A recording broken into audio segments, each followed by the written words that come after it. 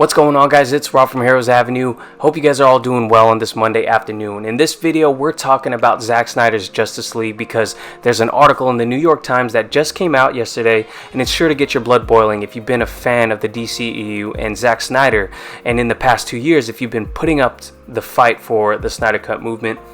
Yeah, it's something that I'm for sure going to disagree with. This statement right here below us: Zack Snyder's Justice League is a street that leads nowhere. We're going to get into the full quote in just a second, but I do want to say, if you have not yet subscribed to the channel, please do subscribe to the channel. Please like the video. It does help us out.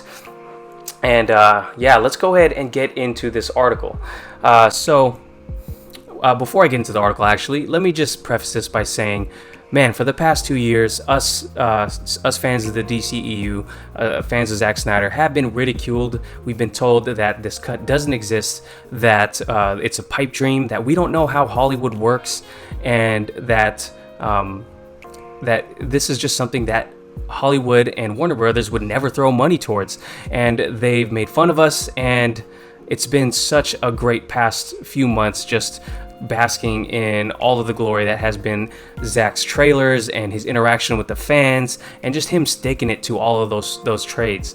And yeah, just wanted to say that because I do think we're eating good as DC fans right now, especially with Zack Snyder's Justice League coming out in March. So yeah, let's get into this video or this article and talk about it. Now, I'm not going to read the whole article to you. It says managing movie superheroes is about to get a lot more complicated, and it spotlights Walter Hamada and the plans that Walter Hamada has for the DCEU going forward. One of the big stories coming out of it is that DC plans to release 4 movies a year. 2 of them may be for more risky characters. They list like Static Shock and Batgirl as 2 of those potential risky characters that might get a streaming service movie or series. And their HBO and Warner Bros. AT&T are thinking about the possibility for spin-offs for every property that they release, and it's no question it's actually a smart move. It's something that doesn't surprise me at all. They also go into Wonder Woman 1984's performance. They talk about the future of the DCEU and where it has been, the kind of ups and downs it's gone through. So the article ends with talking about, Zack Snyder's Justice League. Let me go ahead and read you how it ends right here. It also talks about, Walter Hamada's journey to getting to where he's at, and it ends with a quote from him. But here we go. It says, to complicate matters further, HBO Max gave Mr. Snyder more than $70 million to recruit his Justice League and expand it with new footage. Mr. Snyder and Warner Brothers had clashed over his original vision, which the studio deemed overly grim, resulting in reshoots handled by a different director, Joss Whedon.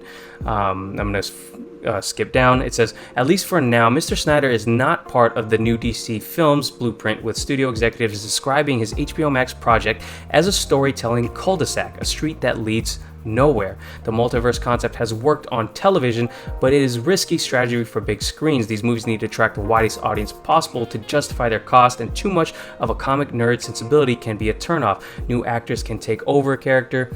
James Bond is the best example, but multiple Gothams spinning in theaters? And then it ends with this quote: I don't think anyone else has ever attempted this, Mr. Hamada said, but audiences are sophisticated enough to understand it. If we make good movies, they will go with it. So there you have it. It's the portion, and they kind of contradict themselves at the end right there. The last quote with Walter Hamada, I think it ultimately ends with that. It says, he says, audiences are sophisticated enough to go understand it and go with it if they make good movies. And I think this article kind of just like contradicts itself right there, saying that, kind of suggesting that Zack Snyder's this multiverse concept, how it wouldn't work. But anyways, the part that is really infuriating people is the part that suggests that Zack's HBO Max project is a storytelling cul-de-sac or a street that leads nowhere. Obviously, I'm going to go ahead and disagree with this, and I'm sure a lot of you will too. But if you don't, I welcome your comments in the comments. I'm really interested to see what you guys think. But there is so much potential for Zack Snyder's universe. It's not even completed yet. Now, we got this tip of the iceberg with Justice League right here. We have we still have room to complete his vision. That's why we want to see Justice League 2 and even 3 come out, so that way Zack can tell his whole story. But even then, even if he was able to complete his whole story, you look at these 6 individual characters as a part of his DC universe. You can't tell me that there aren't storylines there that can be spun off. We're already talking about having Ben Affleck's version of his movie come out on HBO Max as a maybe miniseries. And how awesome would it be to see Ben Affleck in an Arkham Asylum? His movie Skeleton moved over to streaming and just fleshing it out even more. You can't tell me that wouldn't work and that people wouldn't watch it. I definitely think they would. We've just hit the tip of the iceberg also with Man of Steel, with Henry Cavill's arc. Wonder Woman herself, even Wonder Woman 1984, still falls in line with Zack's universe. So does Aquaman. The Flash is yet to come out, but all of these, and Cyborg still hasn't even gotten any movies. He could have his own spin-off show as well, and you can't tell me that there aren't creative enough writers out there to make it fit in line with Zack's universe. I think if Zack had it his way, I am sure he would have a hand in crafting this universe if possible. And I think the overwhelming support that he's gotten in the past couple years just shows how much people want to see his vision played out. Now, I do understand maybe where they're going with this.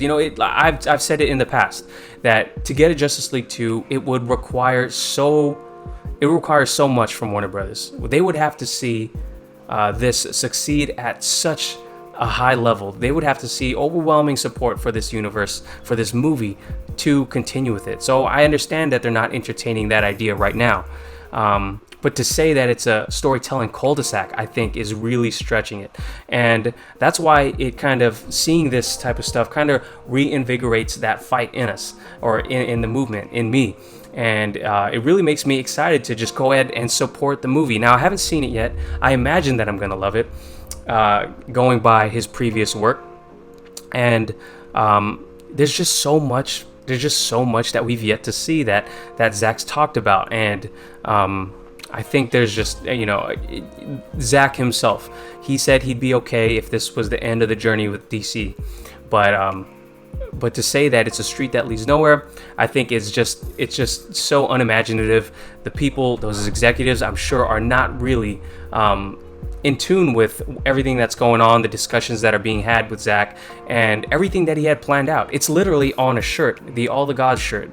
His Justice League plan is right there sitting in your face, and you can't tell me that it's a story that leads nowhere. There clearly is a plan for the universe, and we're only hitting the tip of the iceberg right now with Zack Snyder's Justice League. I'm glad we're getting it, but if we want to see more, I guess the only thing we can do as fans is go out and support this movie. We're about to see it in a few months. What we're gonna have to do as fans is watch it multiple times, encourage other people to watch it. We're gonna have to not pirate it. We're gonna have to support HBO Max, obviously, and watch it in theaters. Make some noise. Continue what we've been doing for the past 2 years. And I think it's a possibility. It's gonna be a hard one, but I do think that to say that it's a story or a street that leads nowhere, it's just very irritating, because it's the same type of argument, the same type of mindset that we've been hearing from these executives for the past 2 years. And they've been proven wrong before. I think we can prove them wrong again. So let me know what you guys thought about this. I just wanted to let you guys know what my thoughts are about it, because there is a movement out there, on Twitter, that has been talking about or hashtagging restore the Snyder-verse, and I totally support it. Zack Snyder's Justice League is canon. I totally support that hashtag. And let's check out what Zack had to say, or what he thought about this statement right here. It says, so the same crew said the Snyder Cut was a pipe dream are now saying that the sequels and spin-offs are out of the question. The only reasonable answer to that is a bunch of laughing out loud faces. And guess who liked this? Zack Snyder himself liked it. So the man agrees. The man has been so supportive of this fan base for the past 2 years, and I'm sure he's going to continue to support it. And If the fans want to see this movie, we're going to have to go out and support it. If we want to see more of this universe, we're going to have to go out and support it. So let me know what you guys think about this. Let me know your thoughts on that statement in the New York Times in the comments down below. Thanks for watching. Please like the video, subscribe to the channel, and I'll catch you guys later. Peace.